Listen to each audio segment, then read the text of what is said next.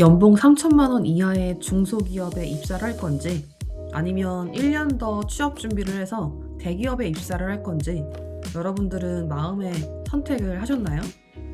아마 지금 상반기 공채 시즌을 겪어오시면서 마음속으로 나는 어떤 선택을 해야 하는가에 대한 고민이 깊으실 거라고 생각합니다.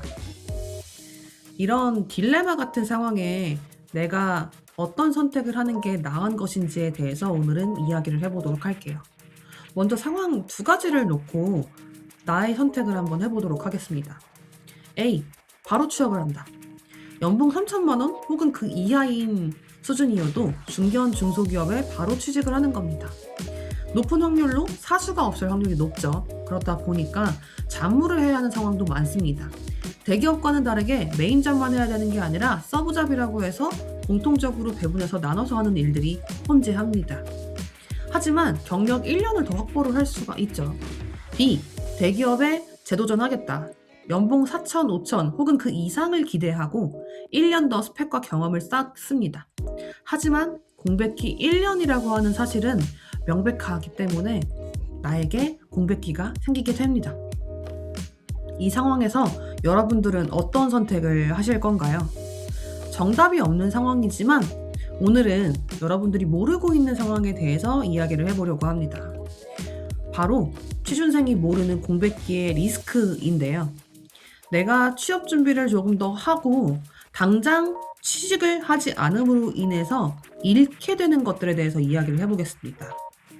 먼저 최소한 한 달에 200만 원 혹은 250만 원만 정도만 소득을 발생시킨다 라는 가정하에 이야기를 해보자면 월급 200만 원인 사람이 6개월 정도 취업 준비를 더 했을 때 1200만 원을 벌게 되고 250만 원을 버는 사람이 6개월간 일을 했을 때 1500만 원이라고 하는 수익을 발생하게 됩니다. 그렇기 때문에 나는 단순하게 돈을 지금 벌지 않는 거야가 아니라 내가 6개월간 1200, 1500만 원을 벌 수 있는 가능성에 마이너스라는 꼬리표를 붙이고 시작하게 됩니다. 그래서 단순히 수입 제로가 아니라 마이너스 200, 마이너스 400, 한 달에, 두 달에 이런 식으로 마이너스 소득을 누적시키면서 시간을 보내게 되는 것입니다. 그런데 이것만 들지는 않죠. 왜냐하면 내가 만약에 취업을 했다라고 한다면 취업 이후에 직장 생활 안에서 얻을 수 있는 수입 외에 다른 가치들도 존재하게 됩니다. 첫 번째, 실무적인 감각이 퇴화가 돼요.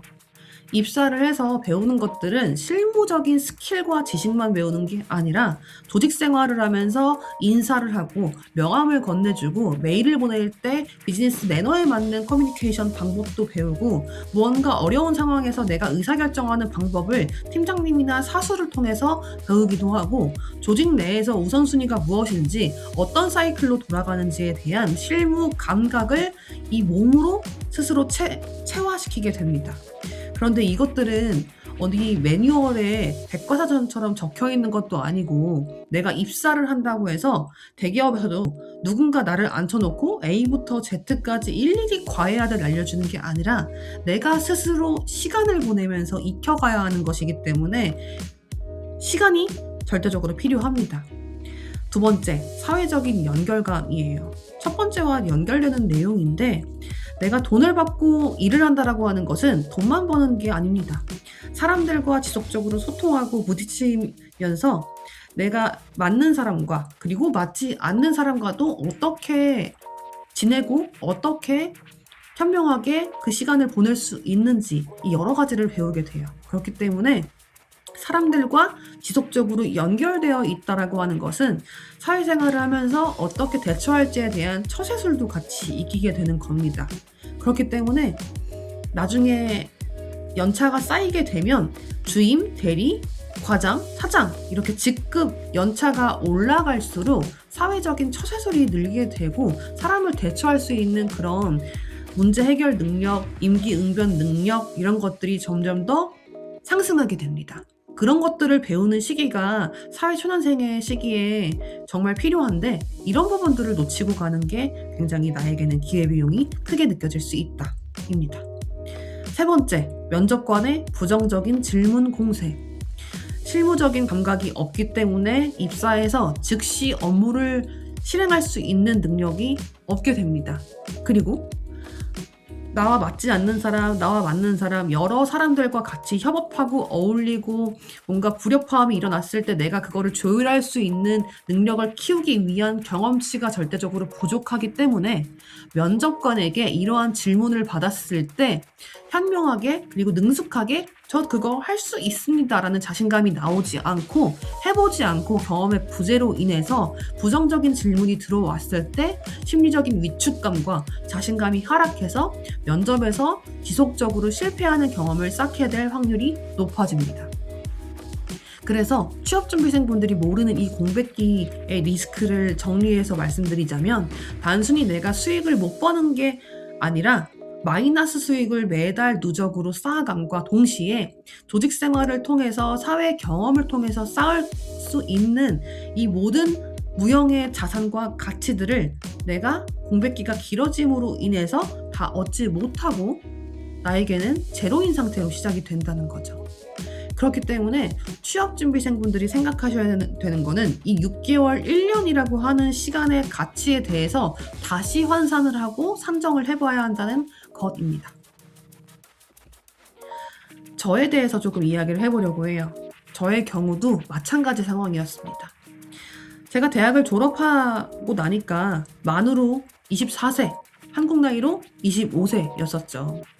졸업을 했지만 당시에 저는 취직을 하지 못한 상태였습니다. 그래서 결정을 해야 했어요.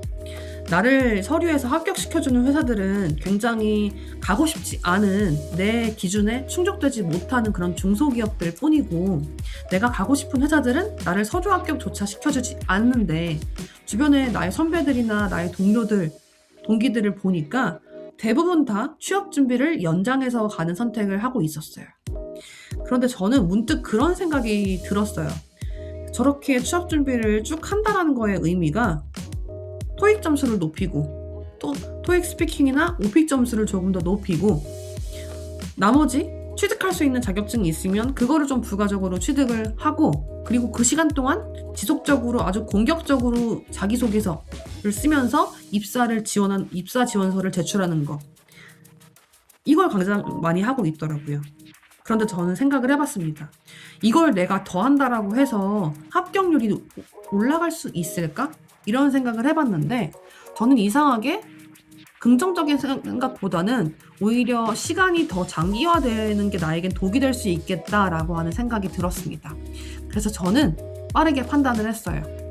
빠르게 판단을 하고 당장 내가 가고 싶은 회사와 직무와 그걸 모두 종합하는 나의 베스트 회사는 나를 지금 원치 않는다. 나는 지금 부족하기 때문에 내가 당장 할 수 있는 일부터 하겠다라고 저의 취업 방향성을 재수립했습니다. 그렇게 해서 MD의 꿈이 있던 저는 MD의 꿈을 잠시 접고 영업관리라고 하는 직무로 입사를 하게 됐습니다. 그래서 입사에 성공을 했고 졸업 이후에 4개월 뒤인 만 24세가 넘었던 그 시기에 저는 첫 취직을 하게 됐습니다. 당시에 복지나 이런 것들을 다 끌어모아서 2,900만 원 정도였는데 사실 실질적인 월실 수령액 자체는 250만 원 사이 그 정도였던 것 같아요. 사실 제가 하고 싶었던 일도 아니었고 그 다음에 연봉 자체도 만족스럽지 않긴 했지만 꾹 참고 1년은 버텼습니다.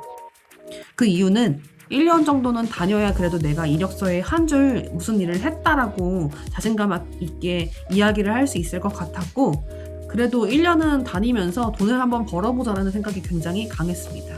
그렇게 해서 1년 뒤에 저는 이직을 했는데 이직도 정말 즐겁게 했다라기보다는 연봉을 깎으면서 이직을 하게 됐습니다. 영업관리를 업무를 했었기 때문에 제가 하고 싶은 MD라는 일을 선택을 했을 때 MD 경력은 없으시네요 라는 말을 면접에서 굉장히 많이 들었어요. 명백한 사실이었습니다. 지금도 신입사원에게 경력을 요구하지만 제가 취업을 했었던 당시 시절에도 마찬가지였습니다. 그래서 경력은 있으시지만 MD 경력이 없기 때문에 연봉은 500만 원 삭감하겠습니다 라는 이야기를 들었고 저는 그래서 500만 원이라는 연봉을 삭감을 해서 2,450만 원이라는 연봉으로 계약을 해서 입사를 하게 됐습니다. 연봉이 낮아졌다라는 사실 자체는 굉장히 스트레스가 컸고 이걸 입사하지 말아야 할까라는 생각을 했지만 당시에도 저는 1년이라는 경력이 있음에도 불구하고 연관 경력이 없다라는 이유로 저를 불러주는 회사가 많지 않았기 때문에 일단 나에게 경험이 조금 더 필요하겠다라는 판단을 했어요. 그렇게 해서 입사를 했고 그로부터 또 1년 뒤 그 회사에서 저는 조기 승진을 했습니다. 사원으로 입사를 했지만 그래도 그 전에 1년이라는 경력이 있었고 그 경력을 합산해서 3년 차에 저는 주임이 될 수 있었습니다.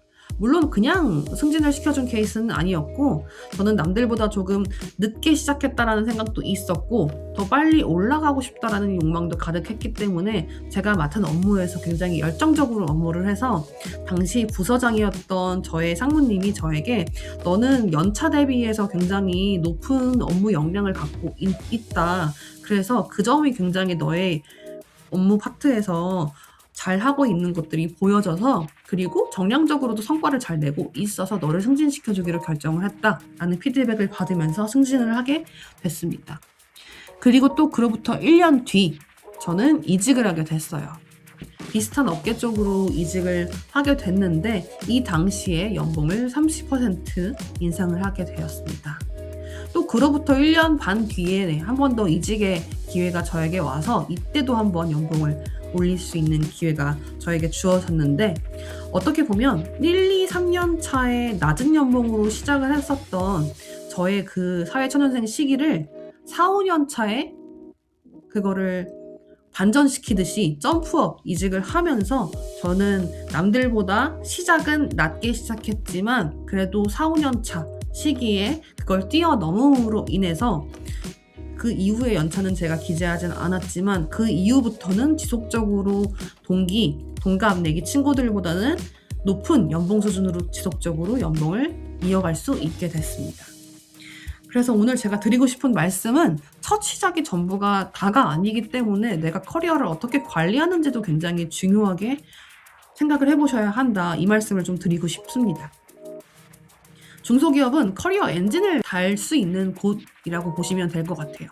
프로세스는 없지만 그걸 내가 한번 만들어 보겠다라고 하면 그게 나의 경력기술서의 포트폴리오가 됩니다. 한정된 자원이 있습니다. 그렇기 때문에 내가 자원을 무한정으로 쓸 수는 없지만 어떻게 효율적으로 해결할 수 있는지 역량을 발휘할 수 있는 기회가 있어요.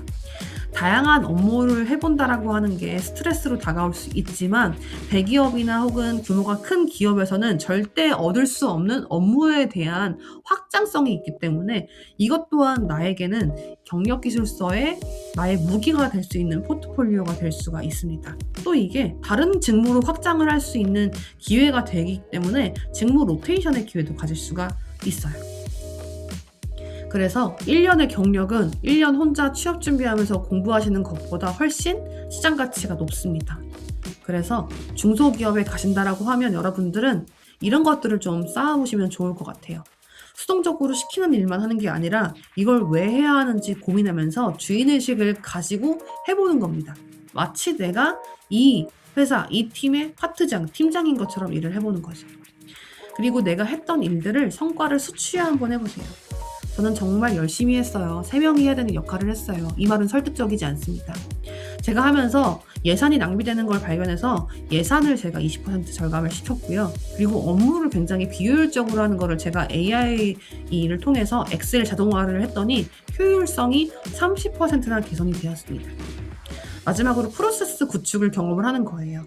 무에서 유를 만들었던 그런 경험은 대기업 면접관들이 가장 탐내는 요소입니다. 그래서 기존에 누가 시키지 않았지만 내가 자발적으로 이 회사가 더 잘 되기 위해서 비효율을 효율적으로 개선하기 위해서 더 나은 가치를 만들기 위해서 어떤 것들을 만들어 보았다. 그리고 그 만든 게 회사의 매출을 더 내줬다거나 회사의 이익을 개선했다거나 주변 동료들의 편의성을 더 높여줬다거나 하는 이런 구축 경험이 있다라고 한다면 정말 아주 작은 단위여도 하나 만들어 보시는 걸 권유드립니다. 이직의 성공을 부르는 3가지 요소는 첫 번째, 전문성이에요. 특정 문제에 대한 나만의 해결 방식이 있어야 하는데 이거는 업무에 대한 경력에서 오기 때문에 어떠한 문제가 생겼을 때 나는 이런 식으로 한번 해결해 보았다라고 하는 나만의 치트키를 한번 개발해 보시고요. 성과는 증명이 되어야 합니다. 내가 했던 모든 일은 나 혼자만의 기억과 나 혼자만의 주장이 아니라 보여지고 증명될 수 있는 결과물로 나타나야 합니다. 그리고 세 번째, 네트워킹이 굉장히 중요합니다. 업계의 평판과 검증된 레퍼런스가 굉장히 중요하기 때문에 조직 생활을 하시면서 이렇게 평판 관리도 잘 해보시기를 권유를 드립니다. 그래서 첫 직장은 강판다는 게 아니라 나를 좀 멀리 보내주고 높이 보내줄 수 있는 엔진을 다는 곳이다. 이렇게 생각을 해보시는 게 어떨까 싶습니다.